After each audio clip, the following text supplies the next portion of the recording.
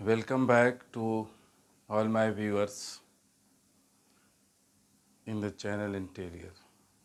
Today, now I am going to discuss the fourth part of verb. आज हम लोग parts of speech के चौथे पार्ट जिसको हम वर्ब बोलते हैं उसके बारे में डिस्कस करेंगे। वर्ब जिसको हम हिंदी में क्रिया बोलते हैं, मतलब इसका क्या है? ये पार्ट्स ऑफ स्पीच का फोर्थ पार्ट है, चौथा पार्ट है। ये एक्शन वर्ड है। Generally always it is not true, इसको एक्शन वर्ड ही हम बोलते हैं, लेकिन हमेशा ये सही नहीं है।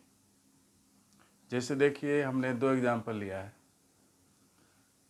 कभी कभी ये किसी के अवस्था के बारे में बताता है, स्टेट, जिसको इंग्लिश में स्टेट बोलते हैं। जैसे हमने यहाँ पे एग्जांपल लिया है, ही इज़ वेल, वो ठीक ठाक है, उनकी अवस्था अच्छी है, ही इज़ वेल। दूसरा एग्जांपल लिया हमने, ही रैन वेरी फास्ट, इसमें वर्क है, उसने बहुत तेज़ दौड़ा या वह बहुत तेज़ दौड़ा। तो यहाँ पे उसके द्वारा दौड़ने का काम हुआ, यहाँ पे काम के बारे में बताया जा रहा है। तो यहाँ पे रैन वर्ब है, वो एक्शन की बात करता है, उसने दौड़ा यानी दौड़ने का काम किया, लेकिन यहाँ पे कोई काम नहीं हुआ, केवल अवस्था की बात की जा रही है। इसके अलावा यहाँ पे वर्ब के बारे में कुछ इम्पोर्टेंट पॉइंट्स हैं। जैसे किसी भी सेंटेंस का वर्ब एक इम्पोर्टेंट पार्ट है, बिना इसके सेंटेंस नहीं हो सकता। यहाँ पे लिखा हुआ है important part of a sentence, किसी भी वाक्य का ये एक महत्वपूर्ण अंग है, इम्पोर्टेंट पार्ट। नेक्स्ट आता किस तरीके से? इट कम्स आइदर एलोन और इन ए ग्रुप, मतलब ये कभी कभी तो अकेले आता है, वर्ब में एक वर्ड होगा, सिंगल वर्ड, और कभी कभी एक ग्रुप में आता है। ये डिपेंड करता है सेंटेंस के ऊपर। अकेले का मतलब हमने यहाँ पे एग्जांपल लिया, ही फिनिश्ड हिज वर्क, तो यहाँ पे फिनिश्ड केवल एक वर्ड है, वर्ब, उसने अपना काम पूरा कर दिया। काम पूरा करना एक क्रिया है। दूसरा एग्जांपल यहाँ पे है, he has been working here since 2010, वो यहाँ पे काम करते आ रहे हैं 2010 से। तो इसमें कई सारे वर्ड हैं, हैज है, बीन है, वर्किंग है। अगर एक्शन वर्ड की बात करें यहाँ पे तो वर्क है, वर्क का मतलब कोई काम करना, उसके साथ हैज़ भी लगा हुआ है, बीन लगा हुआ है, सब हेल्पिंग वर्ब का काम करता है, जो हम बाद में अभी देखेंगे। अब इसके पार्ट्स की बात करते हैं। मुख्य रूप से इसके दो मेन पार्ट्स हैं। अभी हम लोग दो मेन की बात कर रहे हैं। इसके मुख्य रूप से दो मेन पार्ट्स हैं, first part and second part, and in दोनों पार्टों के दो पार्ट, 1 and 2, 1 and 2 हियर। अब हम फर्स्ट पार्ट की बात कर रहे हैं। तो फर्स्ट पार्ट को जब हम लेते हैं तो वर्ब को वहाँ पे जो हमने बांटा है on the basis of object. Object का मतलब होता है कर्म, हिंदी में उसको कर्म बोलते हैं। कर्म का मतलब क्या है? कर्म का मतलब है वर्ब को होने के लिए कुछ चाहिए, यानी जिस चीज़ पर उस वर्ब का असर होगा, जिस पर उसका फल पड़ेगा। तो जिस वर्ब के लिए ऑब्जेक्ट चाहिए ही चाहिए, बिना ऑब्जेक्ट का वो हो ही नहीं पाएगा, तो वैसे वर्ब को हम बोलते हैं ट्रांजिटिव वर्ब।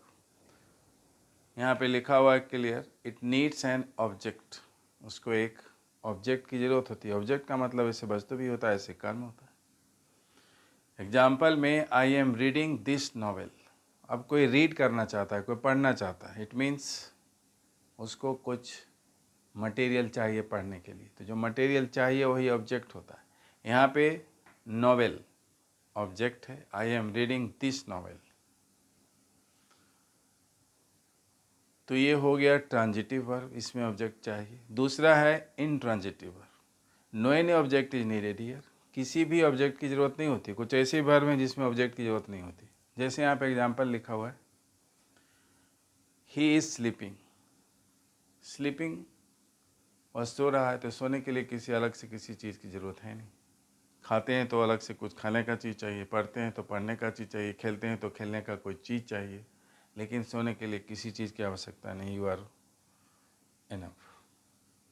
तो ये फर्स्ट पार्ट था दिस, जिसको हमने ऑब्जेक्ट के आधार पे दो पार्ट में डिवाइड किया। दूसरा है second part. Second part on the basis of function, car के हिसाब से है, सेकेंड पार्ट में बांटा गया है।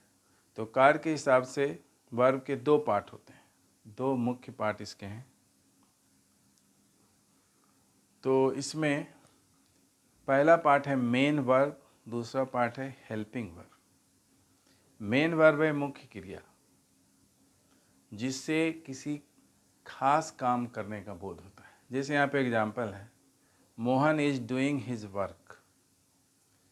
मोहन कर रहा है अपना काम, अपना homework. Mohan is doing his homework, अपना वो गृह कार्य कर रहा है। तो यहाँ पे मुख्य क्रिया डूइंग है, यहाँ पे मुख्य क्रिया डूइंग के फॉर्म में आया है।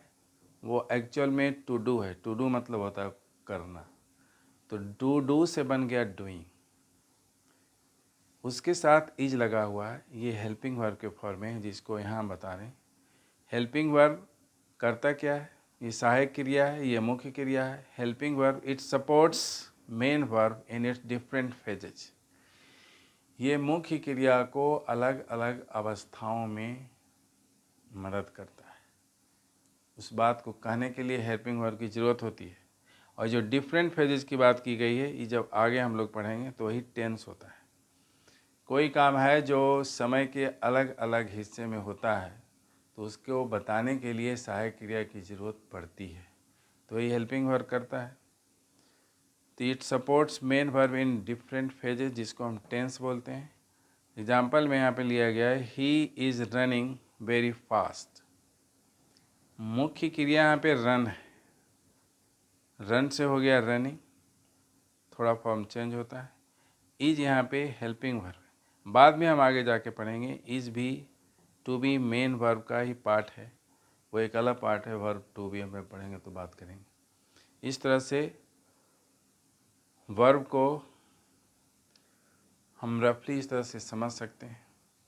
और आज के लिए इतना काफ़ी है। It is enough for today. Thank you very much.